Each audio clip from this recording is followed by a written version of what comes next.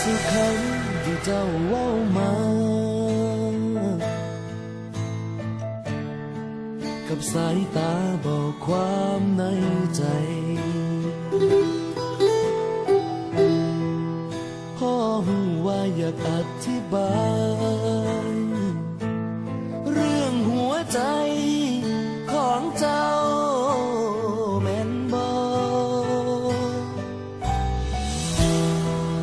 เขาเฮ็ดให้เจ็บสั่นบ่จึงน้ำตาคลอพ่อปานไฟสุมใจ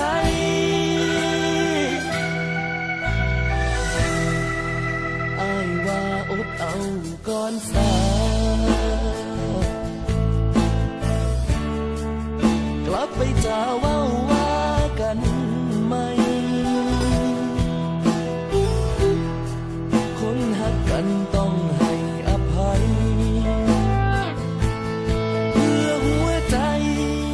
มันสิใครขึ้นคนดี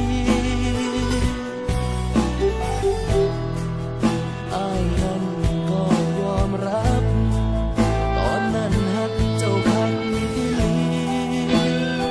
แต่มันเป็นแต่กี้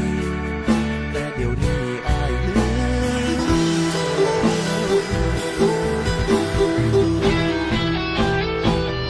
อ้ายลืมเจ้าแล้วอ้ายลืมเจ้าแล้วตัวใจมองมันหัวอ้ายเย็บแล้วตัวมองหัวใจแป้วเศร้าให้สากลับไปหาเขาสาโนแก้วให้เขาหูมันสิบ่แม่นแนวอ้ายเฮ็ดใจได้แล้วหูบ่